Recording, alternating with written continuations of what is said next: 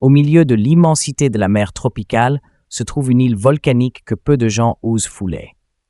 De loin, elle ressemble à un énorme rocher noir émergeant des eaux d'un bleu profond, tandis qu'une légère fumée s'échappe encore du cratère de l'ancien volcan. Les habitants des environs appellent cet endroit l'île du dieu du feu, parce qu'ils croient que des feux souterrains anciens couvent encore. Un matin, l'expédition océanique de jeunes chercheurs Benjamin, avec 2 amis, travaillent, biologistes marins, et quand des plongeurs expérimentés ont décidé d'explorer les eaux entourant l'île de Tanoa. Ils ont emporté un petit bateau de recherche, des appareils photo et du matériel de plongée profonde pour immortaliser leur précieuse découverte. À mesure que le navire approchait de l'île, l'eau passa progressivement du turquoise au bleu profond, et Benjamin remarqua. Les instruments de mesure de la vie marine sursautèrent anormalement. Anna s'exclama. « Benjamin, cette zone a une densité de vie 3 fois supérieure à celle des environs. C'est peut-être un écosystème post-volcanique. » Kai sourit en regardant l'eau claire jusqu'au fond. « Je vois des poissons là-bas, des gros, et je crois qu'il y a un homard. » En plongeant, le spectacle qui s'offrait à eux stupéfia le groupe. Au pied de l'île volcanique, les rochers noirs et chauds formaient le socle d'une nouvelle forêt corallienne. La lumière du soleil filtrait à travers l'eau, créant des stries cristallines. Entre les deux, homards géants rampant lentement sur les rochers, leurs coquilles luisantes de bronze et de rouge comme brûlées par le feu. Benjamin s'exclama. « C'est incroyable ! Il pourrait s'agir d'une population de homards se développant à partir de minéraux volcaniques. La chaleur souterraine crée un environnement idéal pour leur développement. » Anna a rapidement pris des notes et filmé chaque scène.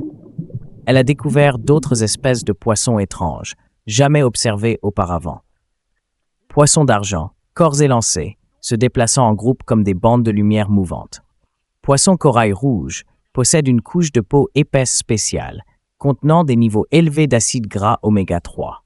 Arowana pierre noire, vivant entre des fissures de lave refroidie, riches en minéraux naturels. Kai, le plongeur expérimenté, fut stupéfait de voir des bancs de poissons nager autour de lui comme des nuages. Il murmura dans le talkie-walkie, « Ici, la mer est non seulement vivante, mais elle respire. J'ai l'impression que tout renaît des cendres volcaniques. » Pendant 2 jours, ils établirent un petit campement sur les rochers. La nuit, la lave rougeoyait sous terre, empourprant le ciel d'une lueur rouge. Benjamin s'assit sur le rivage, regardant la mer scintiller de feu, et dit « C'est étrange que ce qui était autrefois détruit soit devenu une source de vie aussi riche. » Anna hocha la tête, les yeux toujours rivés sur le spécimen dans sa main. La nature a toujours une façon de se reconstituer. Les minéraux de la lave se mélangent à l'eau de mer, nourrissant micro-organismes, puis algues, puis poissons, et ainsi de suite, créant une chaîne alimentaire complète. C'est la destruction qui ouvre la voie à un nouveau départ. Le 3e jour, ils tentèrent de jeter leurs filets pour enquêter. Et, à leur grande surprise, en quelques heures, ils en attrapèrent des dizaines de nouvelles espèces de poissons, jamais répertoriées dans un catalogue scientifique. Il y avait une créature au corps épais, à la chair ferme et nourrissante qui fit s'exclamer Anna. Si elle est cultivée correctement, elle pourrait être une riche source de protéines pour toute l'humanité. Kai ne pouvait cacher sa joie, tenant un homard géant pesant près de 7 kilos.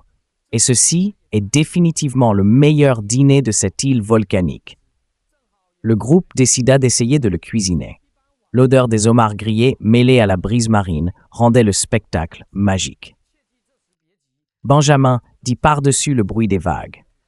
Nous avons trouvé non seulement de la nourriture, mais aussi de l'espoir.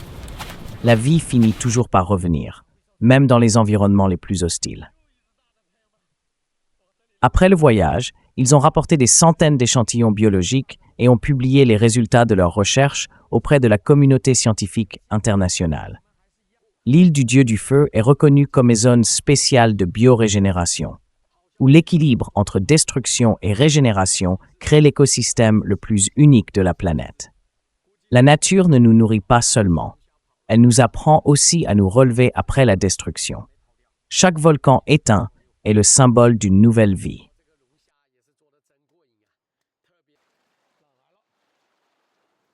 l'aventure.